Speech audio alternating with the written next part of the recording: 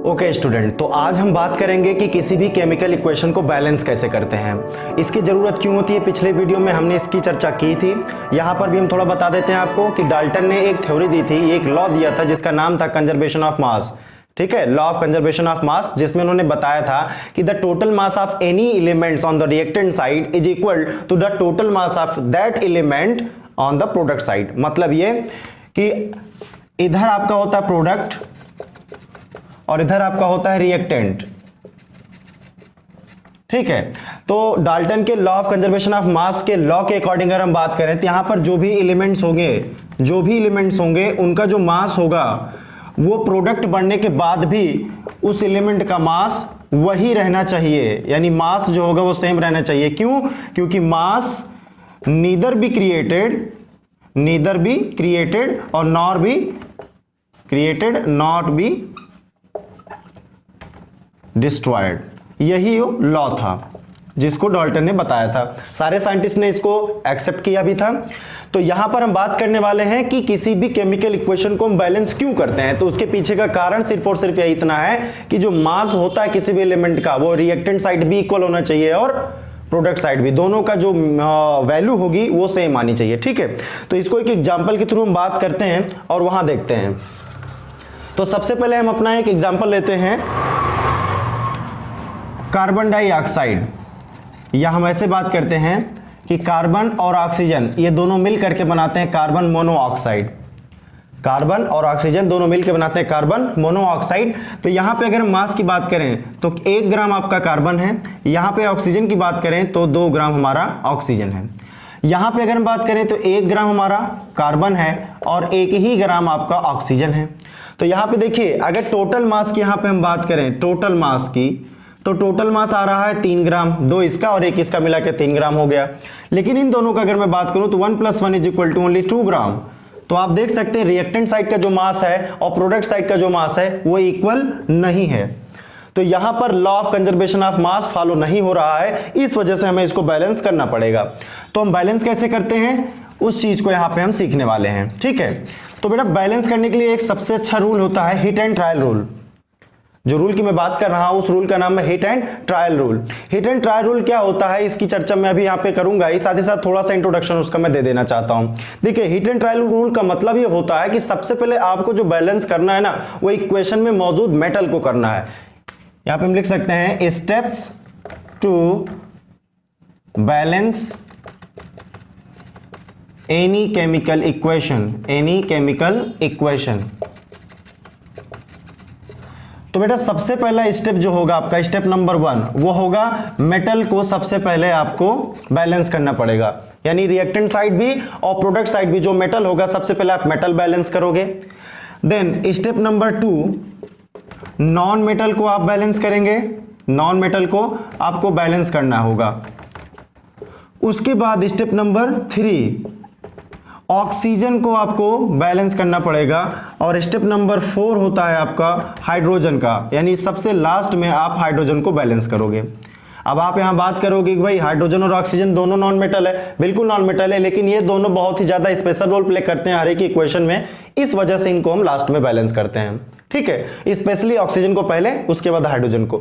1-2 reaction ऐसी होती है जिसमें हम हाइड्रोजन को पहले बैलेंस कर देते हैं, बाद में ऑक्सीजन को करते हैं। वो रिएक्शन की बात मैं भी यहाँ पे करूंगा। जैसे रिस्पिरेशन रिएक्शन होती है, जो हम लोग सांस लेते हैं, ऑक्सीजन अंदर जाती है और हमारा जो कार्बोहाइड्रेट यानी C6H12O6 होता है वो टूट करके कार्बन डाइऑक्साइड और वाटर में कन्वर्ट होता है। तो उसकी बात मैं अभी इसमें करूंगा। लेकिन यहाँ पे सबसे पहला आपका जो स्टेप होगा वो होगा मेटल को बैलेंस करना, उसके बाद नॉन मेटल को, उसके बाद ऑक्सीजन को and then at last hydrogen को। अब यहां पे देखिए, इक्वेशन जो भी आपको दी होगी उसमें जब आप मेटल या नॉन मेटल को बैलेंस करेंगे तो उसकी वजह से किसी दूसरे मेटल या नॉन मेटल की वैलेंसी में दिक्कत आएगी, उसके मास में दिक्कत आएगी। तो आपको फिर से पहले स्टेप पे जाना पड़ेगा। जैसे मान लीजिए कि कोई एक रिएक्शन में लेता हूं, सपोज करो वही जो भी कार्बन प्लस ऑक्सीजन वाला लिया था, और बना रहा था हमारा कार्बन मोनोऑक्साइड। अब इसमें देखिएगा कार्बन 1 ग्राम इधर भी है, 1 ग्राम इधर भी है, तो कार्बन में दिक्कत नहीं है, ऑक्सीजन में दिक्कत है। तो यहाँ नॉन मेटल हमारा कार्बन है, दोनों तरफ इक्वल है। फिर ऑक्सीजन को बैलेंस करने के लिए जाएंगे, यहाँ ऑक्सीजन 2 है, यहाँ ऑक्सीजन 1 है, 2 बनाने के लिए क्या करेंगे, यहाँ पे 2 लगा देंगे। अब जब यहाँ पे हम 2 लगाएंगे तो सबसे पहले फिर से चेक करेंगे मेटल और नॉन मेटल में, तो मेटल तो है नहीं बट नॉन मेटल है, तो नॉन मेटल को पहले चेक करेंगे हम। यहाँ पे देखिए कार्बन है, यहाँ पे 2 कार्बन है, यहाँ पे 1 कार्बन है, तो इसको 2 बनाने के लिए क्या करेंगे, सिंपली 2 से मल्टीप्लाई कर देंगे। अब अगर देखिए यहाँ पे कार्बन 2 ग्राम, ऑक्सीजन 2 ग्राम, और इधर की बात करें तो कार्बन 2 ग्राम हो गया और ऑक्सीजन भी देखिए 2 1 जा 2, तो ये भी 2 ग्राम हो गया।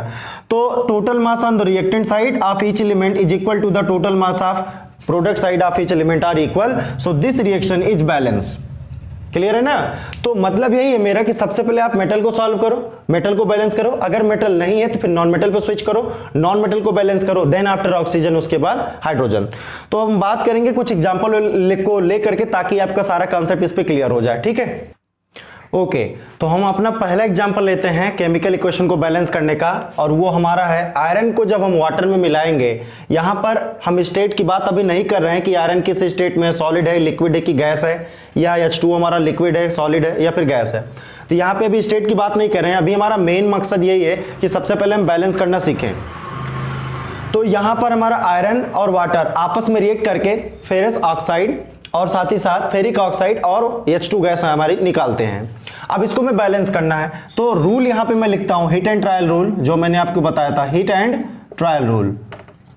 ये बहुत ही अच्छा रूल होता है बेटा, अगर आप इसको सीख गए तो आप किसी भी इक्वेशन को आसानी से बैलेंस कर सकते हो।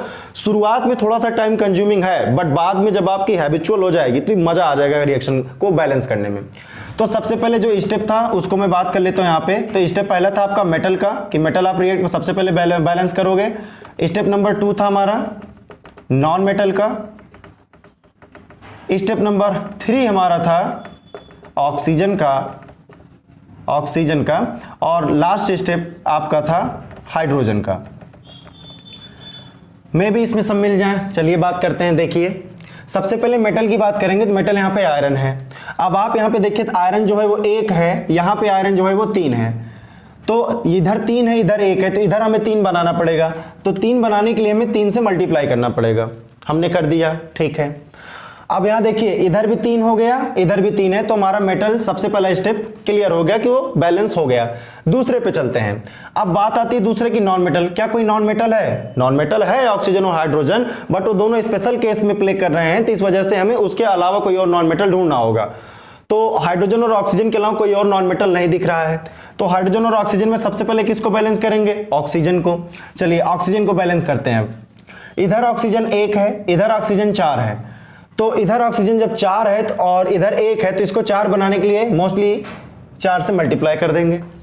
अब जब 4 से हम यहाँ पे मल्टीप्लाई करेंगे तो देखिए क्या होगा, हाइड्रोजन में कुछ ना कुछ गड़बड़ी होगी। ऑक्सीजन तो 4 हो गया आपका, इधर भी 4 है। हाइड्रोजन की अब बात करते हैं, तो रिएक्टेंट साइड हाइड्रोजन 4 2 जा 8 है, और इधर हाइड्रोजन कितना है? केवल 2 है।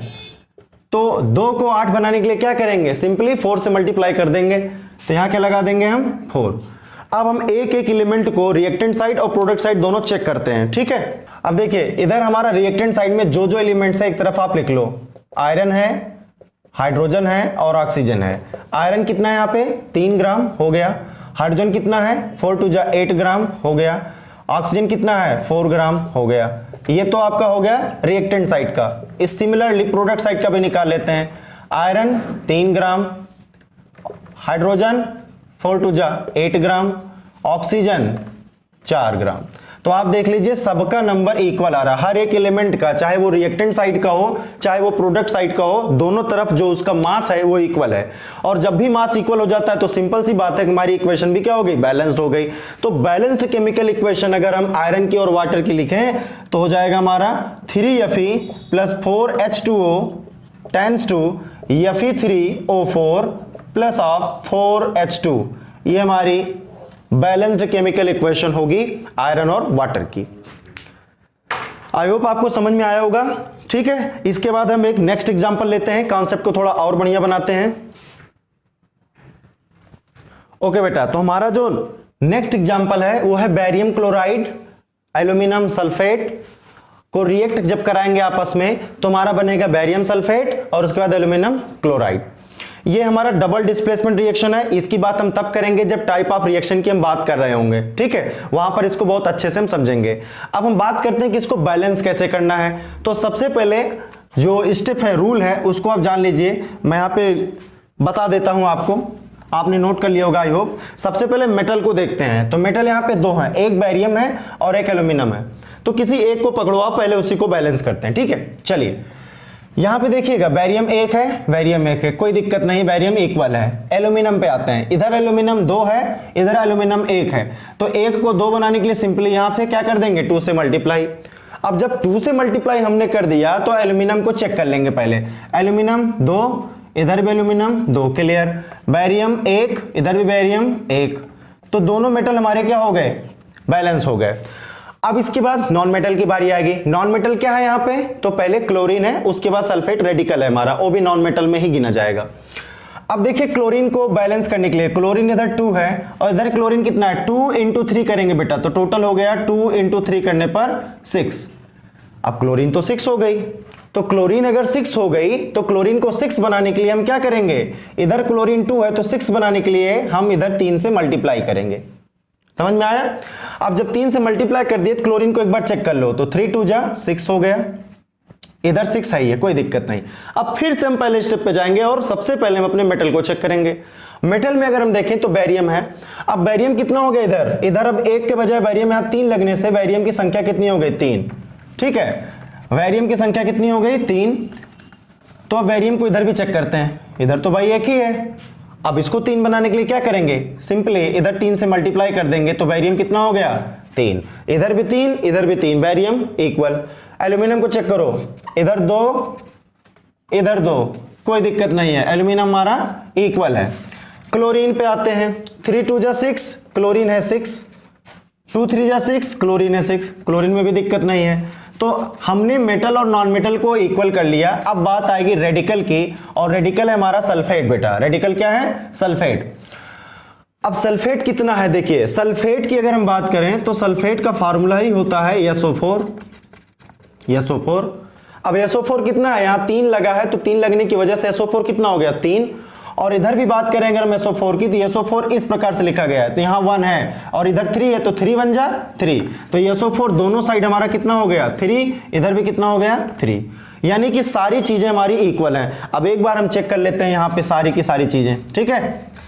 लास्ट में आप एक काम कर लिया करिए। हाँ, मैं बता सकता हूं इसको, अगर आप बहुत प्रैक्टिस कर लियो तो चेक करने की कोई जरूरत नहीं है, आप तुरंत देख के बता सकते हो भाई वैलेंस है कि वैलेंस नहीं है। बट एज अ फ्रेशर अगर आप स्टार्ट करो बेटा तो थोड़ा सा प्रैक्टिस करनी पड़ेगी ताकि आपका कॉन्सेप्ट अच्छे से क्लियर हो, ठीक है ना।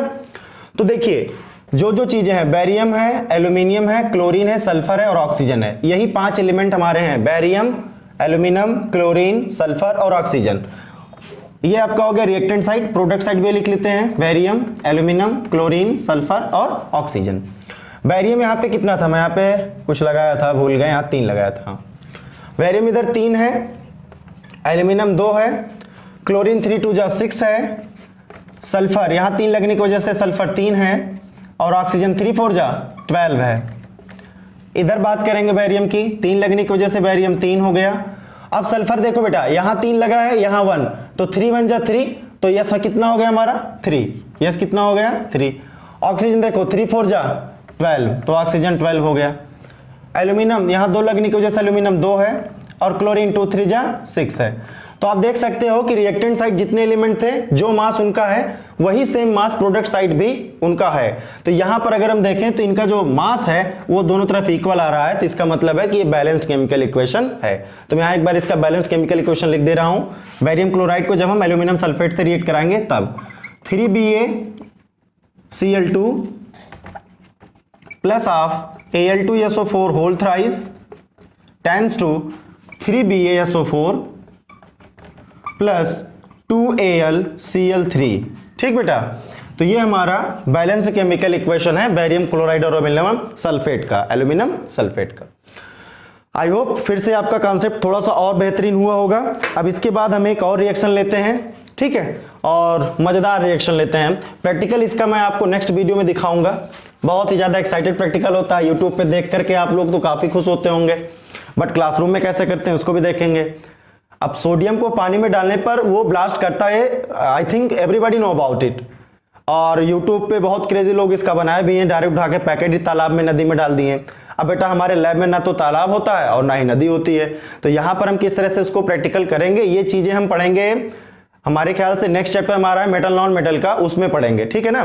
तो वहां पे हम इसके बारे में सारी चीजें समझेंगे। तो अभी हम केवल इसके इक्वेशन को बैलेंस करते हैं कि जब सोडियम का सिंबल क्या होता है, Na। सोडियम को जब वाटर में हम डालते हैं तो बेटा बनता है सोडियम हाइड्रोक्साइड NaOH, और निकलती है एक गैस और वो है हाइड्रोजन। वो तो आप जानते होंगे कि किसी भी सीबेड एलिमेंट को, सीबेड एलिमेंट का मतलब क्या हुआ कि वो एलिमेंट जो हमारा सी के बेड पर निकलता है, यानी मेटल जो होती है सी के बेड यानी समंदर की तलहटी से जो निकलता है वो पानी के साथ भाई साहब बहुत खतरनाक रिएक्ट करता है। सोचो कितना कॉन्ट्रडिक्शन पॉइंट है, पानी से ही निकाली गई और पानी ही उसका दुश्मन। ये चीजें हम समझेंगे आगे एल्केली मेटल्स होते क्या हैं, ठीक है। तो अभी केवल बैलेंस करना है मुझे, तो आइए देखते हैं भाई बैलेंस करते हैं इनको। सबसे पहले मेटल वाला रूल, मेटल इधर कितना है 1, इधर भी कितना है 1, कोई प्रॉब्लम नहीं भाई। अब चलेंगे ऑक्सीजन के पास, इधर ऑक्सीजन कितना है 1, इधर ऑक्सीजन कितना है 1, everything is clear. Now switch on hydrogen, इधर हाइड्रोजन कितना है बेटा 2, इधर हाइड्रोजन कितना, 1 इधर से 2 इधर से, 1 और 2 दोनों ऐड होकर कितना बना लेंगे 3। गड़बड़ हो गया भाई साहब, हाइड्रोजन तो हमारा 3 हो गया। अब क्या करेंगे, इधर 3 है इधर 2 है, तो ये 3-2 का जो कॉम्बिनेशन हमारा चलता है ना, ये थोड़ा सा दिक्कत पैदा करता है। 3-2 का जो कॉम्बिनेशन चलता है, एक काम करते हैं इसको 4 बनाते हैं, इसको क्या करते हैं 4 बनाते हैं और तब देखते हैं क्या होता है। 4 बनाने के लिए क्या करेंगे हम, अच्छा 4 क्यों बनाएंगे भी जान लीजिए, तुक्का नहीं मारना है भाई, कॉन्सेप्ट क्लियर करना है, कॉन्सेप्ट क्लियर करना है। देखो 3-2 का जब भी कॉम्बिनेशन हो तो अगर 2 दिया गया इस साइड और उधर 3 है तो आप इधर 3 से मल्टीप्लाई कर दो, पर अगर हम 3 से मल्टीप्लाई कर देते हैं बेटा तो गड़बड़ी कहां होगी उसकी बात मैं कर लेता हूं। पहली बात तो हाइड्रोजन हमारा 6 हो जाएगा और ऑक्सीजन हमारा 3 हो जाएगा। उसको 3 बनाने के लिए अगर हम यहाँ 3 लगाएंगे तो हमारा क्या बन जाएगा, सोडियम में 3 हो जाएगा, और फिर हाइड्रोजन में गड़बड़ी क्या होगी, 3 इधर 2 इधर 5 हो जाएगा, 6 बन ही नहीं पाएगा। इस वजह से हम 3 न लगा करके 2 लगाएंगे, और जब 2 लगाएंगे तो क्या क्या यहाँ पे चेंजिंग करनी पड़ेगी उसकी बात कर लेता हूं। यहाँ पे अगर मैंने 2 लगा दिया तो टोटल हाइड्रोजन कितना हो जाएगा 4 और ऑक्सीजन कितना हो जाएगा 2। तो सबसे पहले हम क्या करेंगे, ऑक्सीजन को बैलेंस करेंगे, तो 2 यहां पर 1, तो 2 बनाने के लिए इधर 2 से मल्टीप्लाई कर दिए। जब यहां 2 से मल्टीप्लाई हम करेंगे उसके बाद क्या क्या चेंजिंग आएगी उसको देख लेते हैं। तो ऑक्सीजन तो यहां पे 2 हो गया और हाइड्रोजन 2 इधर मिला के 4 हो गया, तो हाइड्रोजन टोटल हम मान ले रहे हैं 4 हो गया। Hydrogen equal oxygen equal, oxygen equal hydrogen equal. बात करते हैं मेटल की, इधर सोडियम हमारा बेटा देखो 2 है और इधर 1 है अकेला, तो इसको 2 बनाने के लिए क्या करेंगे 2 से मल्टीप्लाई, सिंपल। अब देख लीजिए हर एक एलिमेंट नॉन मेटल और सारी चीजें हमारी इक्वल हैं। 2 सोडियम हो गया, हाइड्रोजन 4 है, हाइड्रोजन 4 हो गया, ऑक्सीजन 2 है, ऑक्सीजन 2 हो गया। तो इसकी वजह से हमें देख सकते हैं कि हमारा जो एलिमेंट साइड का सारा एलिमेंट है वो इक्वल है प्रोडक्ट साइड के सारे एलिमेंट के। देख लीजिए Na हाइड्रोजन ऑक्सीजन, Na 2 है, हाइड्रोजन 4 है, ऑक्सीजन 2 है, इधर कितना है Na 2 है, हाइड्रोजन 2 है, सॉरी हाइड्रोजन 4 है, 2 इधर मिला के 4 हो गया और ऑक्सीजन 2 है। तो यहां भी देखिए मास दोनों का इक्वल है, इस वजह से भी हमारा एक बैलेंस्ड केमिकल इक्वेशन है, ठीक है। तो आप इसको नोट कर लीजिए, बहुत ही इंपॉर्टेंट है। और अभी जो पिछला भी मैंने आपको इक्वेशन बताई थी वो भी आपके ही एनसीईआरटी बुक से ही थी, ब्लू क्वेश्चन में थी आपकी, ठीक है। तो ये भी बैलेंस्ड केमिकल इक्वेशन है सोडियम का वाटर के साथ रिएक्शन में, ठीक। ओके बेटा, तो अब हम आते हैं अपने सबसे कंफ्यूजन टॉपिक, और सबसे कंफ्यूजन इक्वेशन जो होती है, जो सबसे ज्यादा कंफ्यूज करती है हमको बैलेंस करने में, वो है क्लोरोफिल रिएक्शन। क्लोरोफिल रिएक्शन क्या होती है ये मैं आपको बताता हूं, ठीक है। देखिए जैसा कि आप जानते हैं जो क्लोरोफिल होता है उसमें एक प्लांट कार्बन डाइऑक्साइड एटमॉस्फेयर से लेता है, वाटर को रूट के थ्रू सॉइल की मदद से ले लेता है और सनलाइट लेता है, ठीक है। तो इसमें कौन कौन सी चीजें इन्वॉल्व हो रही हैं पहले उसको हम लिखते हैं। तो देखिए सबसे पहले आता है कार्बन डाइऑक्साइड, उसके बाद लेता है ये वाटर, और सनलाइट की प्रेजेंसी में, यहां पे हम लिखेंगे इस चीज को, सनलाइट की प्रेजेंसी में ये बनाता है कार्बोहाइड्रेट, ग्लूकोज जिसे बोलते हैं C6H12O6 प्लस ऑफ, और क्या बनाता है ये ग्लूकोज बनाने के बाद ये ऑक्सीजन को रिलीज करता है, आपको पता ही होगा ना, और साथ ही साथ वाटर को भी रिलीज करता है in the form of transpiration, vapour के फॉर्म में, पता होगा ना आपको। तो यहां पर देखिए कार्बन डाइऑक्साइड वाटर सनलाइट की प्रेजेंसी में कार्बोहाइड्रेट बना रहे हैं यानी ग्लूकोज, ऑक्सीजन निकाल रहे हैं और वाटर बना रहे हैं। ठीक है, इसको थोड़ा सा मैं बड़ा लिखता हूं क्योंकि ये थोड़ा सा कंफ्यूज करेगा आपको, लेकिन इसके ट्रिक को समझना है कैसे हमें फॉलो करना है। ठीक है, तो CO2 plus H2O in presence of sunlight, और इधर लिख सकते हैं क्लोरोफिल, क्लोरोफिल ये आपका बनाएगा C6H12O6 plus of O2 plus of H2O। Okay, अब देखिए बेटा, सबसे पहले बैलेंस करने से पहले हम क्या जानते हैं, मेटल को पहले बैलेंस करना है, नॉन मेटल को करना है, ऑक्सीजन को करना है और हाइड्रोजन को करना है। इस रिएक्शन में कहीं पर भी आपको मेटल नहीं मिलने वाला है। ठीक, तो हम सबसे पहले हाइड्रोजन की कार्बन की तरफ बढ़ेंगे क्योंकि कार्बन ही हमारा नॉन मेटल है। इधर कार्बन 6 है और इधर कार्बन 1 है, तो इसको 6 बनाने के लिए आगे क्या लगा देंगे हम, 6। तो यहां हो गया 6। अब कार्बन का इधर नंबर हो गया 6 और इधर भी कार्बन है हमारा 6। अब इसके बाद किधर स्विच करना है, ऑक्सीजन पे। ऑक्सीजन इधर कितना है, तो 6 2 जा 12, 12 और 1 मिलाएंगे तो कितना हो गया 13। तो इधर ऑक्सीजन की अगर हम बात करें तो 12 plus 1 is equal to 13 oxygen है। इधर आइए, इधर का ये 6 ये 2 8 हो गया और 1 मिला के कितना हो गया 9। तो 6 plus 2 plus 1 is equal to 9। अब देखिएगा 13 को उधर 9 बनाना है, तो क्या करेंगे, ध्यान से देखिए, ऑक्सीजन 3 जगह पर है, यहां पे 6 है, यहां पे 1 है, तो 6 और 1 मिला के कितने हो गए 7। 7 6 13, सॉरी 9 बनाना कितना, 13 बनाना है। तो 13 बनाने के लिए इसकी में 4 और ऐड करना पड़ेगा। इधर 6 है और इधर 1, 7 हो गया, बचा कितना 6। इस 2 को 6 तो बनाया जा सकता है ना 3 से मल्टीप्लाई करके। तो यहां पर अगर मैंने 3 से मल्टीप्लाई कर दिया तो आप देखिए कितना हो जाएगा ऑक्सीजन। इधर 6 है, 3 2 जा 6 हो गया, इधर 1 है, तो टोटल कितना हो गया 13। अब मैंने जो चेंजिंग की, क्या उसकी वजह से नॉन मेटल पे कोई प्रॉब्लम आई, मेरे ख्याल से नहीं है, क्योंकि नॉन मेटल तो बहुत दूर दूर तक हमने छुआ ही नहीं। तो ऑक्सीजन बैलेंस हो गया, कार्बन बैलेंस हो गया, अब बचा हाइड्रोजन। अब हाइड्रोजन की बात कर लेते हैं हम। ठीक, आ जाइए हाइड्रोजन की बात करते हैं हम। इधर टोटल नंबर ऑफ हाइड्रोजन बेटा केवल 2 है, इधर कितना है 12 है और 2 मिला के 14 है। 12 और 2 दोनों को हम मिलाएंगे तो हो गया हमारा 14। अब 2 को 14 बनाना भाई, क्योंकि उधर 14 है और इधर 2 है, तो इसको करेंगे कैसे, इधर 7 से मल्टीप्लाई कर देंगे। जब 7 से मल्टीप्लाई किए तो देखो 7 2 जा 14, तो हाइड्रोजन कितना हो गया 14। इधर भी हाइड्रोजन कितना था 14, बैलेंस, कोई दिक्कत नहीं। अब दिक्कत पैदा किसमें हुई भाई, तो आप जहां नंबर लगाए हो ना 7, उसके पास हाइड्रोजन के अलावा और क्या, ये देख लो पहले। तो हाइड्रोजन के अलावा यहां ऑक्सीजन। अब टोटल नंबर ऑफ ऑक्सीजन देखते हैं, 6 2 जा 12 प्लस 7 इज इक्वल टू 19। अब गड़बड़ा गया मामला, इधर 19 हो गया, इधर कितना है 13, 6 और 6 12 1 13, तो इधर 6 plus 12 sorry 6 plus 6 plus 1 is equal to 13। अब भाई, अब हमें इस 13 को 19 बनाना है, तो उसके लिए क्या करेंगे, सिंपल, आइए, इधर 6 है ना और इधर 1 है, 6 और 1 मिला के कितना हो गया 7। 19 बनाने के लिए 7 में कितना ऐड करना पड़ेगा 12। तो ये वाला जो ऑक्सीजन अकेला है, इसी में हम सारा ऑपरेशन परफॉर्म करेंगे। अब इसको 12 बनाना है तो इसको कितने से मल्टीप्लाई कर देंगे हम, यस 6 से। तो कितना हो गया देखिए, ये 6 2 जा 12 प्लस 1 इज इक्वल टू कितना हो गया 19। अब देखिए टोटल चीजों को, अब एक एक एलिमेंट को हम यहां लिख लेते हैं। कार्बन है, हाइड्रोजन है, पहले ऑक्सीजन लिखते हैं फिर हाइड्रोजन को, कार्बन ऑक्सीजन और हाइड्रोजन। इधर टोटल नंबर ऑफ कार्बन कितना है 6, टोटल नंबर ऑफ ऑक्सीजन 6 2 जा 12 और 7 मिलाएंगे तो हो गया 19। हाइड्रोजन को देखिए कितना है 7 2 जा 14।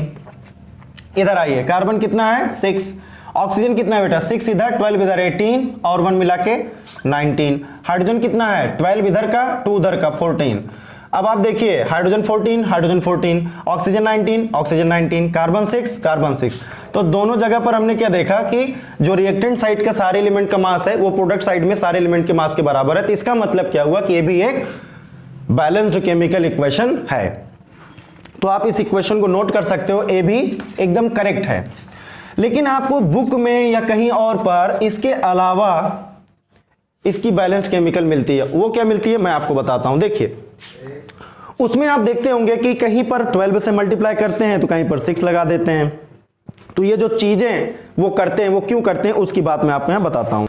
तो देखिए वो क्या करते हैं, यहां पे तो 6 CO2 रहेगा ही, यहां पर वो 12 H2O कर देते हैं, टेंस टू इधर C6 H12 O6 रहेगा ही, बाकी हर जगह 6 6 लगा देंगे, 6 O2 प्लस 6 H2O। तो यहां पर भी बैलेंस ही है बेटा। देखो कार्बन 6 है तो 6 ही रहेगा, कार्बन 6 ही रहेगा।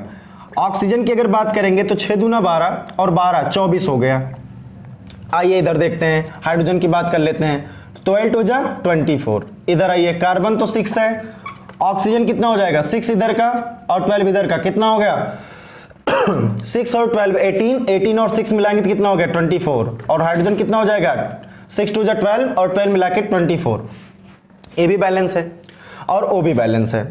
तो आप के ऊपर निर्भर करता है कि आप कौन सा लिखने वाले हो, ठीक है। वैसे मैं आप होता है ना क्लोरोफिल रिएक्शन का, वो यही वाला होता है, ये वाला। एक जगह 12 लगाओ, एक जगह 6, बाकी सब में 6 कर दो, कहानी खत्म। एक जगह 12 लगाओ, एक जगह 6 लगाओ, बाकी सब में क्या लगा दो 6 और 6, यानी 6 और 12 का ही कॉम्बिनेशन इसमें टोटल चलता है। So I hope you understand about the chlorophyll reaction, that how to balance this reaction। पहला तरीका तो ये होता है जो मैंने हिट एंड ट्रायल रूल से किया, दूसरा ये रटने वाला है भाई, वो भी कर लो, ठीक है ना।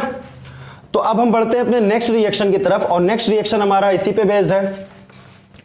इस बार हमने ग्लूकोज बनाया था और अब की बार बना बनाया मिलेगा, ऑक्सीजन डाल के तोड़ेंगे उसको, ठीक है। चलिए देखते हैं, हम बात करने वाले हैं रिस्पिरेशन रिएक्शन की। रिस्पिरेशन रिएक्शन जो हम लोग रोज करते हैं, क्या हर पल करते रहते हैं जब तक मर नहीं जाते। तो हम जब खाना खाते हैं तो बनता है क्या, ग्लूकोज C6H12O6। इसको भाई साहब जब हम सांस लेते हैं तो मिल जाती है ऑक्सीजन, और जैसे ऑक्सीजन मिलती है बना लेता है कार्बन डाइऑक्साइड, जो हम लोग सांस के माध्यम से बाहर निकालते हैं, और साथ ही साथ बना देता है पानी और कुछ हीट निकालता है, जिसकी वजह से हमारी बॉडी का टेम्परेचर कुछ ना कुछ बना रहता है। तो यहां हीट से मुझे कुछ मतलब नहीं, मतलब केवल इतना है कार्बन डाइऑक्साइड और वाटर से, ठीक है। किससे मतलब है, कार्बन डाइऑक्साइड और वाटर से। अब देखिए इसको कैसे बैलेंस करेंगे हम, इसकी बात कर लेते हैं। सबसे पहले वही नॉन मेटल देखते हैं, क्योंकि मेटल तो कुछ है नहीं, तो नॉन मेटल कार्बन है। तो कार्बन इधर बेटा 6 है, इधर कार्बन केवल अकेला है, तो अकेला है तो इसको 6 बनाने के लिए इधर मल्टीप्लाई करेंगे। अब कार्बन इधर भी कितना हो गया 6, तो कार्बन का काम खत्म, इधर भी 6 है उधर भी 6 है, तो कोई दिक्कत नहीं है। अब बात करेंगे ऑक्सीजन की। ऑक्सीजन यहाँ 6 और इधर 2 मिला के कितना हो गया 6 और 2 ऐड करोगे तो कितना आ जाएगा 8। तो ऑक्सीजन कितना है हमारा 8। इधर देखते हैं 6 2 जा 12, 12 और 1 मिलाएंगे तो कितना हो गया 13। गड़बड़ा गया फिर यार मामला, 12 + 1 = 13। अब फिर वही कॉम्बिनेशन 13 वाला, तो कैसे इक्वल करेंगे, आ जाओ भाई, इसको 13 करना है मुझे, इधर वाले को क्या बनाना है 13। तो देखिए इसको 13 बनाएंगे कैसे। देखिए शुरुआत में मैंने आपको बताया था कुछ ऐसी रिएक्शन होती है जिसमें आपको ऑक्सीजन से पहले हाइड्रोजन को बैलेंस करना पड़ेगा, वो कोई और नहीं, यही रिएक्शन होती है। देखिए कैसे करेंगे, यहां पर हम पहले ऑक्सीजन को नहीं देखेंगे, यहां पहले हम देखेंगे हाइड्रोजन को, और हाइड्रोजन कितना है 12, इधर हाइड्रोजन कितना है केवल 2, तो इसको 12 बनाने के लिए क्या करेंगे, यस 6 से मल्टीप्लाई कर देंगे, 12 बन गया ना, 6 2 जा 12। इधर भी ऑक्सीजन पे आप आओ, इधर ऑक्सीजन 6 है इधर 2 मिला दो 8 हो गया, इधर कितना है 6 2 जा 12 और 12 और 6 मिलाएंगे तो 18 हो गया, 18 हो रहा भाई। तो अब क्या करेंगे, इधर 6 है, अगर इधर मैं 12 बना दूं तो 12 और 6 दोनों ऐड करेंगे तो 18 हो जाएगा। तो इधर 12 बनाने के लिए क्या करेंगे, सिंपल 6 से मल्टीप्लाई। अब देखिए जब आप 6 से मल्टीप्लाई कर देंगे तो मेरे ख्याल से अब इक्वेशन पूरी बैलेंस हो गई। जैसे अब चेक कर लेते हैं, कार्बन, ऑक्सीजन और हाइड्रोजन। कार्बन इधर हमारा 6 है, हाइड्रोजन इधर हमारा 12 है, सॉरी ऑक्सीजन हमारा देखते हैं 6 और 6 2 जा 12, 12 और 6 मिला के कितना हो गया 18, और हाइड्रोजन देखते हैं कितना है 12। इधर आइए, कार्बन कितना है 6, ऑक्सीजन कितना है, तो 6 2 जा 12, 12 और 6 कितना हो गया 18, और हाइड्रोजन कितना है 6 2 जा 12। तो आप देख लीजिए सारी चीजें क्या है, इक्वल है। तो यहाँ पर भी मास रिएक्टेंट साइड और प्रोडक्ट साइड का इक्वल है हर एक एलिमेंट का, तो ये भी हमारी एक इक्वेशन क्या है, बैलेंस्ड है। अब इसका भी देखो सिंपल सा तरीका क्या है याद करने का, वो भी बता देता हूँ मैं आपको, है ना, ताकि याद रहे, क्योंकि भाई ये दोनों बहुत टफेस्ट होती है। देखिए कुछ नहीं करना है आपको, इक्वेशन इस प्रकार से दी जाएगी, आपको इस प्रकार से दिया जाएगा, हीट से कोई समझौता करना ही नहीं है मुझे। करना क्या है, कार्बन डाइऑक्साइड और हाइड्रोजन को मतलब H2O को हमें इक्वल करना है। आप कुछ नहीं, यहाँ पे 6 लगाओ, यहाँ पे 6 लगाओ और यहाँ पे 6 लगाओ, काम खत्म। आप जब 6 लगा दोगे तो यही सेम इक्वेशन आपको फिर से फाइंड आउट हो जाएगी। तो ये तरीका होता है याद करने का, है ना। तो बेटा ये तो था आपका टोटल कि कैसे हम केमिकल इक्वेशन को बैलेंस करते हैं। अगर इस पे थोड़ा आपको डीप का आपको वीडियो चाहिए तो आप कमेंट करिए, उस पर मैं बनाऊंगा, ठीक है, बड़ी इक्वेशन के लिए। अब बात करेंगे फिजिकल स्टेट की। फिजिकल स्टेट बहुत जरूरी होता है किसी भी इक्वेशन को करने से पहले। आपको फिजिकल स्टेट पता होना चाहिए कि उसमें जो एलिमेंट पार्टिसिपेट कर रहे हैं एक्चुअली वो किस स्टेट में है। तो फिजिकल स्टेट कितने टाइप के होते हैं, तो फिजिकल स्टेट होते हैं बेटा 4। एक होता है आपका सॉलिड, और इसको डिनोट करने का तरीका होगा, ब्रैकेट में आपको एस लिखना होगा। दूसरा होता है आपका लिक्विड, इसका तरीका होता है एल। गैस, और इसका तरीका होता है जी। और लास्ट में एक होता है एक्वस। एक्वस का मतलब ये हुआ कि सॉलिड एलिमेंट को वाटर में जब हम घोल देते हैं, लिक्विड में घोल देते हैं, तो जो पेस्ट बनता है दैट इज कॉल्ड एक्वस। इसको डिनोट करने का ए और क्यू लिख देंगे तो हमारा हो जाएगा एक्वस का, ठीक। तो ये फिजिकल स्टेट होता है जो हम हर एक एलिमेंट या कंपाउंड के नीचे बताते हैं कि वो किस स्टेट में है। एक इक्वेशन के थ्रू इसको हम समझ लेते हैं। तो हमारी पहली इक्वेशन जो थी, आयरन का वाटर के साथ जो रिएक्शन हमने कराया था उसी के बारे में हम समझ लेते हैं यहाँ पे। तो देखिएगा नीचे ही बात करते हैं हम। तो आयरन को हमने लिया था, वाटर में जब हम डाले थे तो हमारा बन गया था ferric oxide Fe3O4 plus of hydrogen gas. अब यहाँ देखिए, यहाँ पे आयरन जो लिया था ये सॉलिड था, H2O यहाँ पे गैस रहेगी। वेपर के स्टेट में पानी रिएक्ट करता है किसी भी आयरन को, क्योंकि आप आयरन को जब बाहर रखते हो एक्सपोजर ऑफ एयर, तो वहाँ पर एयर में मौजूद जो वाटर वेपर होता है उससे रिएक्ट करेगा वो। तो यहाँ पे Fe3O4 जो होगा बेटा सॉलिड होगा, और H2 जो होगी हमारी गैस होगी। तो ये जो मैंने लिखा इधर that is called the physical state, इसी को हम बोलते हैं फिजिकल स्टेट। तो इस वीडियो में हमने ये देखा कि किस प्रकार से केमिकल इक्वेशन को बैलेंस करते हैं और लास्ट में फिजिकल स्टेट को। अब इसके बाद जो लेक्चर आएगा वो आएगा टाइप ऑफ केमिकल रिएक्शन पे, जिसमें आप पढ़ेंगे कॉम्बिनेशन, डिकम्पोजिशन, डिस्प्लेसमेंट और double displacement, oxidation and reduction. Important video होने वाला है। तो मिलते हैं नेक्स्ट वीडियो में।